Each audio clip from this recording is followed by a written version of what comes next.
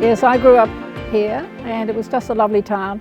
We lived in a house just down here and I remember growing up with lots of friends and it was such a safe little town. I guess it was the time as much as anything else back in the 1940s, early 50s. It was a lovely place to live and I was so sad when the town moved. I was born in the old Tallangatta hospital and I lived just round the corner from the butter factory here until the town was shifted. And that was when I was about 14, 15, 16 years old. It was a town that started off from cattle runs that were let from the Crown back in the 1830s. It was named as Tallangatta in 1854, presumably from an Aboriginal word, which basically meant place of many trees, or perhaps camp amongst the trees. It survived early days of drought, fire, floods. Floods were quite prominent. If we had a wet year, you pretty much had a flood in the town, whether it be it minor or major. Some of them were fairly major. Back in the day, the Shire actually had a shed with boats in it for people to use in emergencies and actually traverse the streets in it. Horses would stand in the street with up to their girths in water. And I lived in the old Tallangatta all of my life up to when I was about 21 when the town shifted. I lived with my maternal grandparents and they had a household of 2 teenage aunts, a newly widowed aunt and 2 adult uncles. A town that started off literally at two ends of the street and joined in the middle. What they called Newtown started off as shops and houses, but eventually went to the other end where the pubs and the stores were being built. The house we were living in, which was rented, was relocated. The move to the new town was one of those things that had to happen, but people weren't happy about it. They wanted to actually come to this area where we're standing here today. And a plebiscite actually voted for this area, but the government said no, there wasn't enough room, the space wasn't good enough, and there was a fair chance that if they rose the height a bit higher, it'd still get flooded. So eventually we were told, in 1952, we were told that we were going to Bulga, and that's where we ended up, down the line. You had to select a block off a plan, and they selected a block, and you couldn't get your first one. You know, you might get pick 2 or pick 3, but they got pick 1, close to his work at the railway, a flat block, and close to the shops because we had no car. So that was a win-win, and it was a chance to do the house up. Fortunately, a few buildings were saved up on the hill and the brick buildings stayed here. Remember when they shifted our house from just round the corner here? By that time we were quite friendly with the house removers and whatnot, and we had a kitchen attached on the back of our house that was been added on later, and when it was jacked up and Mum said to Ernie, "Ernie, does that kitchen really have to go?" And he said, "I don't think it does," he said, and he just hit the jacks with a crowbar and down she came and crashed into a million bits.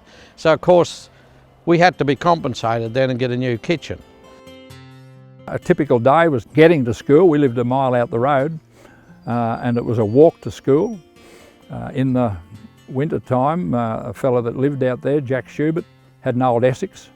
If we were on the road early enough, we could jump on the running boards of that and get a ride into town, or he'd let us get in the back seat if it was raining. My mother paid a grade 6 kid 2 shillings a week to dink me to school until I got my own bike, and then I used to ride to school. The town was a good town to live in. It was a wet town. It was foggy. Some days the fog wouldn't disappear till 1 o'clock in the afternoon. Maybe it wouldn't even disappear. And it was a great life from the times that the floods used to come, the fishing. Fishing was fantastic down in the creek here and then in the Midder River. Learned to swim in the creek, managed to swim the Midder River, which was quite a feat for someone about 8 years old.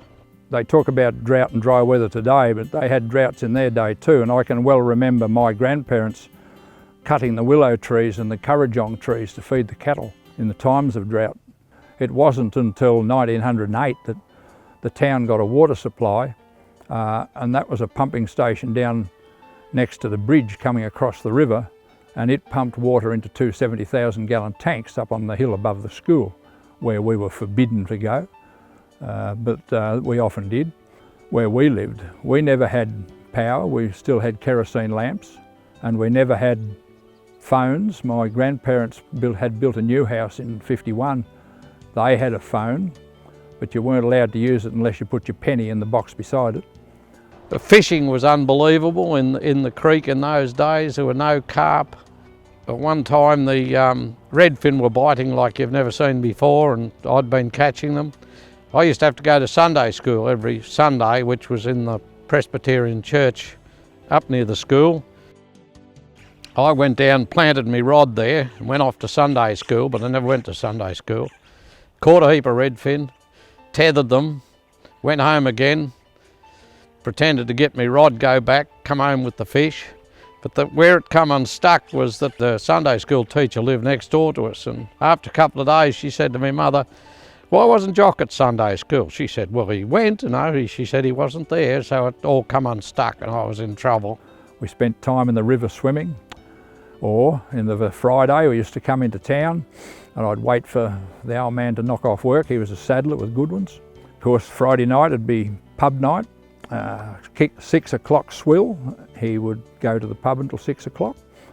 We weren't allowed in, but we could line up at the window and get a squash handed out the door.